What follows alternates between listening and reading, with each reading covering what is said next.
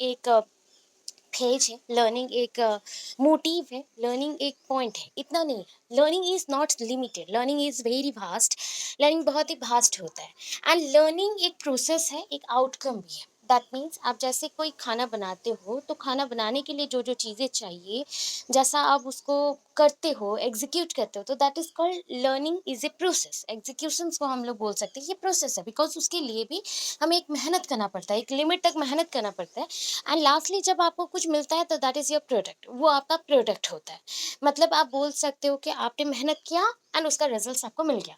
आपने मेहनत किया एंड उसका रिजल्ट आपको मिल गया, that is called process and outcome. तो लर्निंग क्या है? नॉर्मली हम लोग जानते थे लर्निंग मतलब कोई भी पर्सन से नॉलेज लेना, दैट मीन्स एक नॉलेजलेस पर्सन नॉलेजेबल पर्सन से जब नॉलेज लेता है, एक नॉलेजेबल पर्सन है।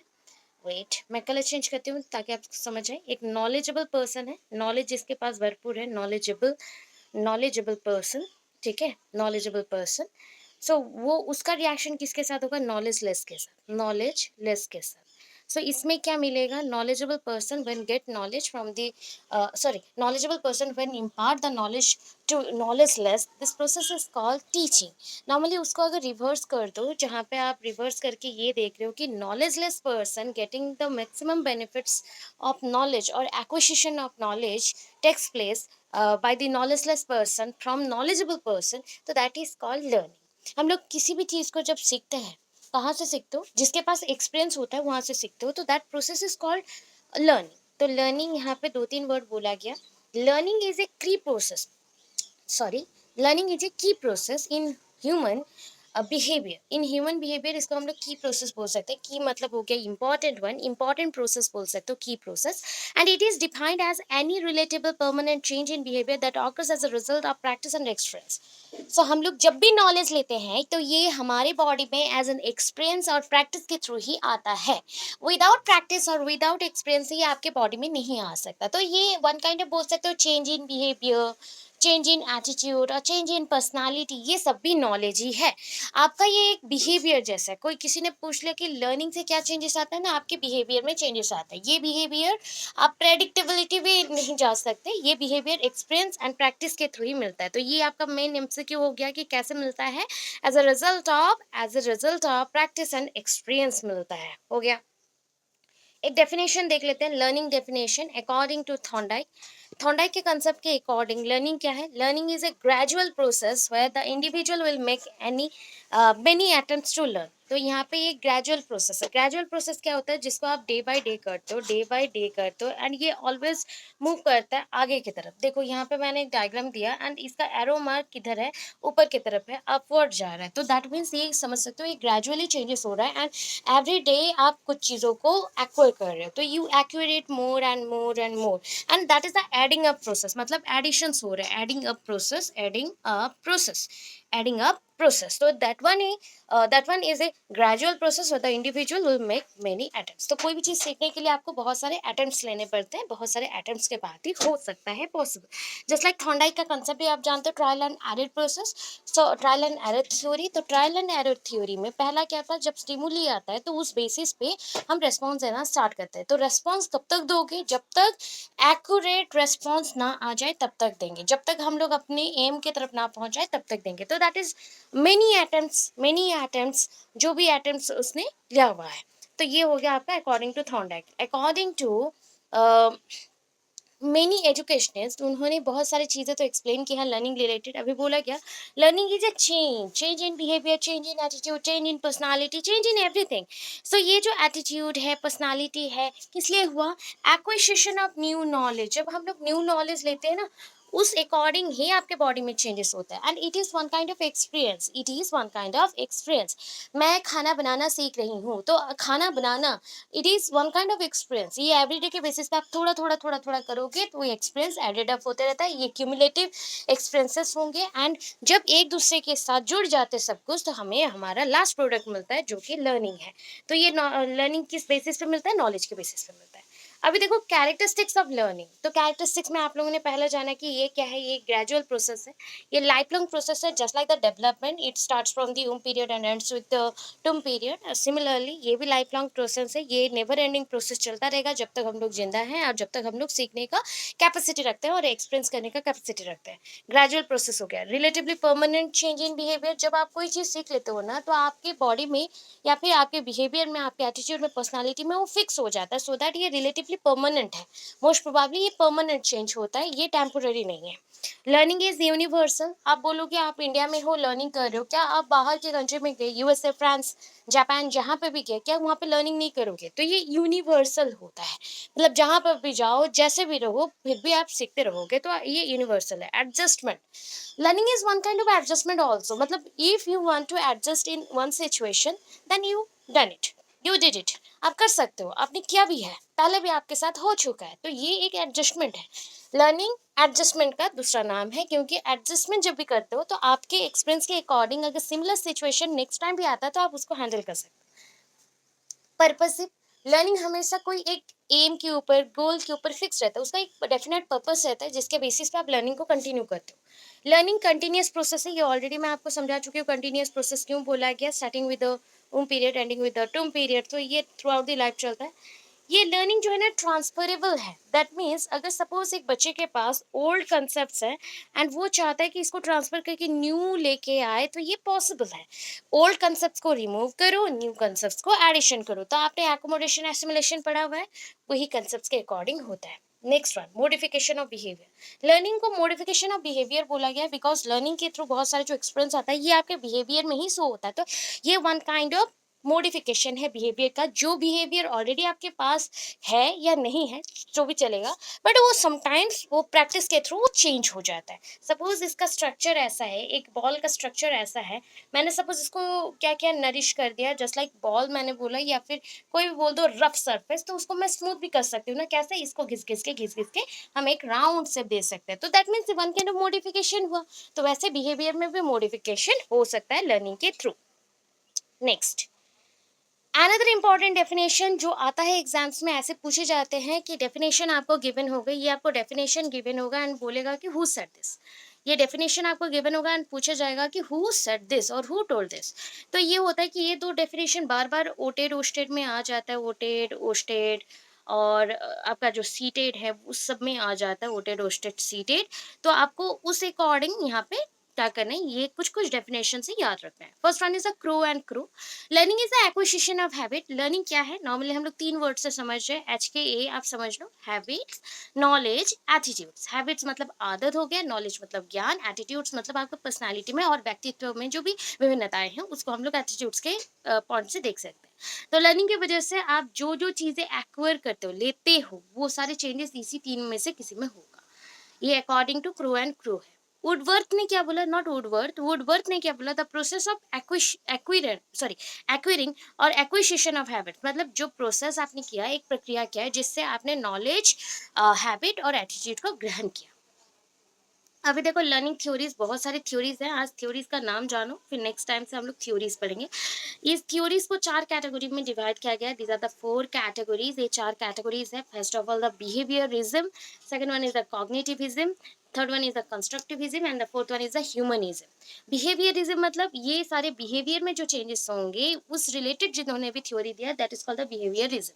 Cognitivism, it is related to your brain, your capacity, your insightful learning और योर जो भी बोल सकते हो कॉग्निशन और इंटेलिजेंस रिलेटेड होगा। Construction, it is related to buildup, कोई चीज़ों को बिल्ड करना है, तैयार करना है, तो उसके लिए होता है। ह्यूमनिज्म, दैट इज ये बोल सकते हो मनुष्यत्व और बोल सकते हो इंसानियत, इंसानियत। तो यहाँ पे कुछ कंसेप्ट दे रही हूँ एंड ये these are very important concept हो, एंड ये कंसेप्ट को फ्यूचर में आपको पढ़ना ही है, मतलब बाद में मैं आपको हर एक कंसेप्ट के बारे में बताऊंगी कि हमारा टारगेट ये नहीं है कि हम सिर्फ सीटेट को क्लियर करें, हमारा टारगेट है हमें जॉब भी चाहिए, प्लस हमारा टारगेट ये भी है कि अपकमिंग जो OES है उसके लिए भी हम प्रिपेयर रहें।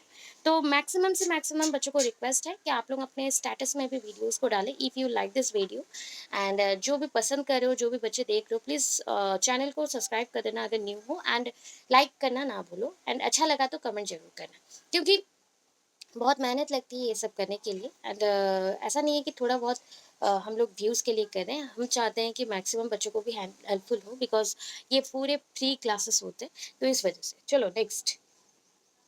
तो हमारा पहला कंसेप्ट था क्या, रिलेटेड टू बिहेवियरिज्म। तो पैब्लो का क्लासिकल कंडीशनिंग, ये कंसेप्ट हुआ था डॉग के ऊपर। Watson behaviourism, then Thorndike's trial error theory बिल्ली के ऊपर है। स्क्रीनर ऑपरेंट और इंस्ट्रूमेंटल और कंडीशनिंग, इंस्ट्रूमेंटल कंडीशनिंग थ्योरी, ये आपका हुआ था रैट एंड पिजन के ऊपर। And Clark Hull's drive reduction theory, ये बहुत ही अच्छा थ्योरी है, शॉर्टकट थ्योरी है, ये सेल्फ के ऊपर होता है, सेल्फ एस्टीम सेल्फ कंसेप्ट के ऊपर था। एंड गैगनेस हायरार्की थ्योरी, ये जो गैगनेस का कंसेप्ट है ये नीड्स के ऊपर है, आपके जो दैनंदिन जीवन में या एवरीडेज जो नीड्स होते हैं उसके ऊपर ये कंसेप्ट है। देन कॉग्निटिविज्म में आ जाते हैं, तो that is the first one is the insightful learning theory, ये हुआ था चिंपांजीज गोरिल्लाज एंड एप्स के ऊपर। एंड जो मंकीज में ये सक्सेसफुल हुआ था, chimpanzees monkeys gorillas and apps के ऊपर। गोरिल्ला तो मतलब नॉर्मली होते नहीं है, मतलब उनको हम लोग एक्सपेरिमेंट में ले नहीं सकते, इसलिए मंकीज को मोस्ट प्रोबेबली यूज़ किया जाता था। इंसाइटफुल लर्निंग थ्योरी में तीन साइंटिस्ट थे, कोपका, वर्दीमियर एंड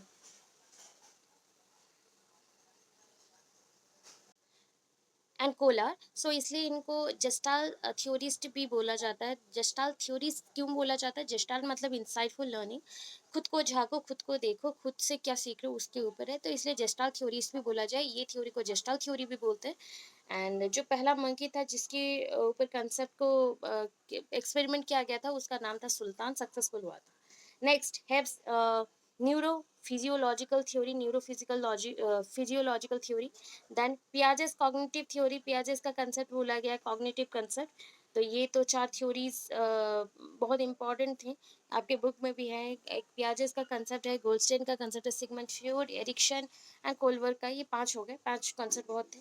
नेक्स्ट टॉलम साइन थ्योरी, ये टॉलम साइन थ्योरी है। एंड लास्ट वन था लेविन्स field theory, लेविन्स field theory. Next चलते हैं कंस्ट्रक्टिविज्म में, cognitive constructivism bye पियाजे, cognitive constructivism bye पियाजे, ये भी सेम कंसेप्ट है, but during the period of Vygotsky, in that period, Piaget also come with that concept, that cognitive constructivism concept, and that is the concept of society with the intelligence of human being.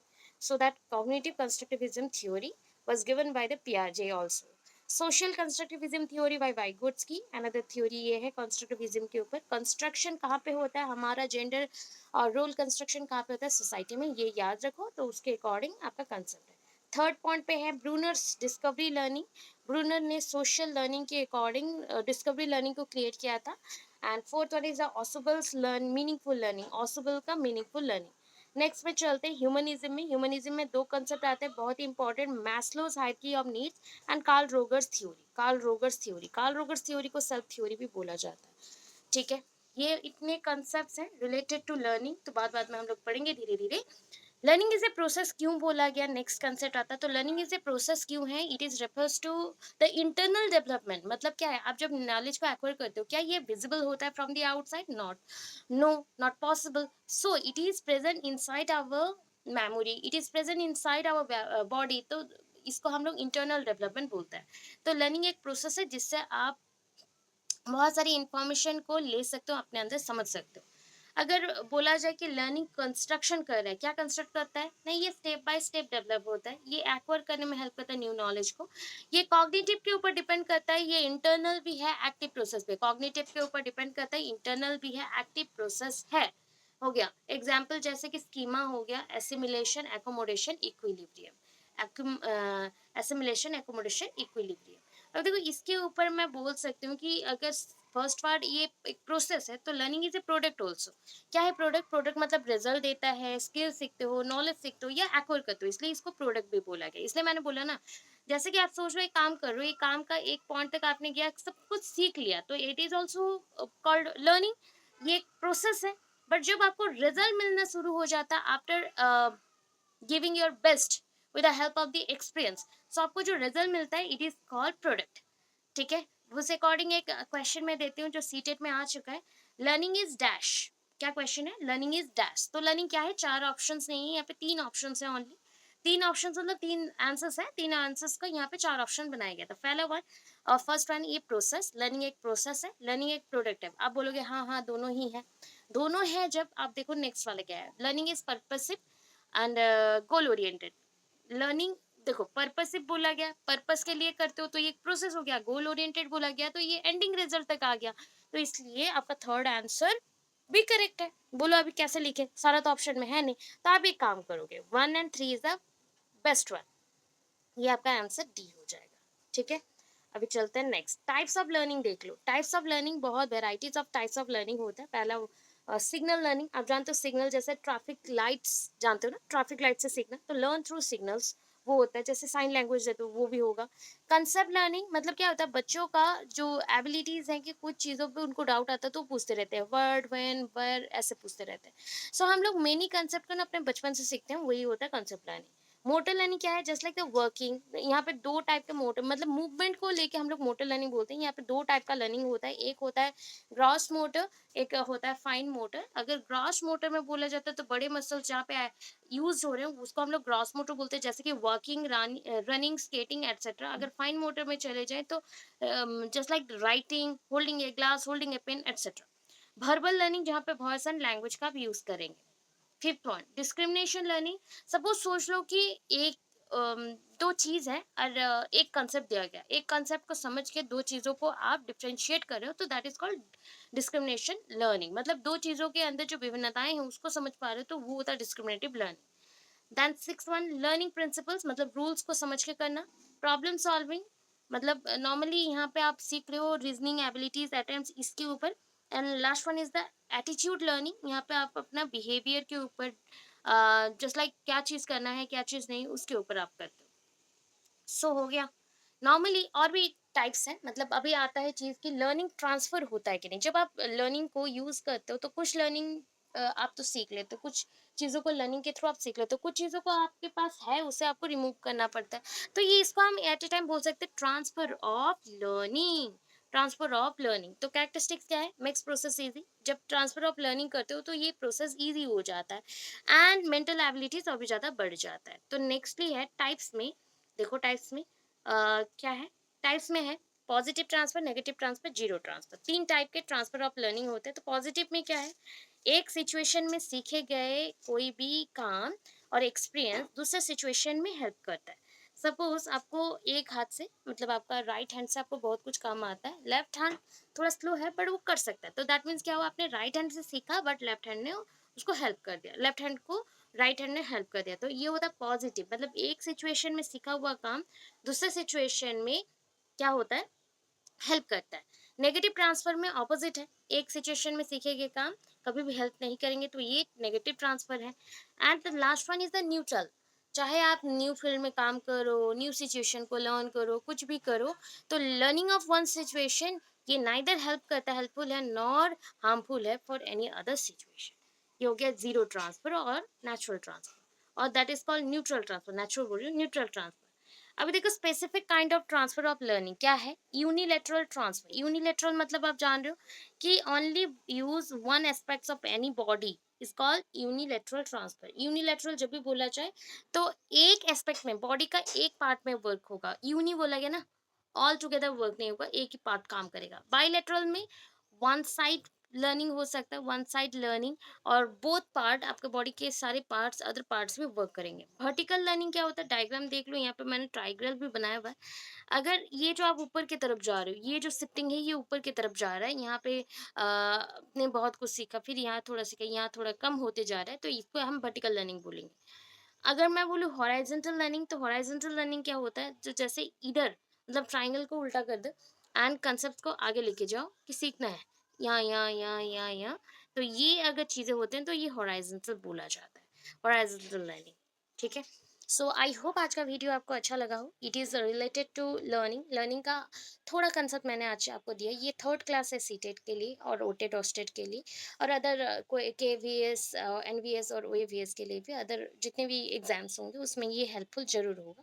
इसके बाद और भी concepts हैं, मैं धीरे धीरे आपको बताते जाऊंगी। कल इंग्लिश पेडागोजी का कुछ कंसेप्ट लेके आऊंगी, बिकॉज उसका कुछ पोर्शन है जो कि मुझे 5 to 6 डेज लग जाएंगे। उसके बाद धीरे धीरे धीरे धीरे हम लोग सीटेट के लिए और आगे बढ़ेंगे। लास्ट में हम लोग एमसीक्यूज से प्रैक्टिस करेंगे एंड होपफुली ये सब आपको हेल्पफुल लगे। अगर लग रहा है तो प्लीज़ शेयर सब्सक्राइब कर देना एंड सबके साथ शेयर करो ताकि और भी मोटिवेशन मिले एंड बहुत सारे कंसेप्ट और लेके आ सको new new. Thank you so much. Thanks for watching my videos and new subscriber, new viewers, please subscribe my channels and new subscriber please share with everyone or share with others जो भी needy है and चलो have a good day.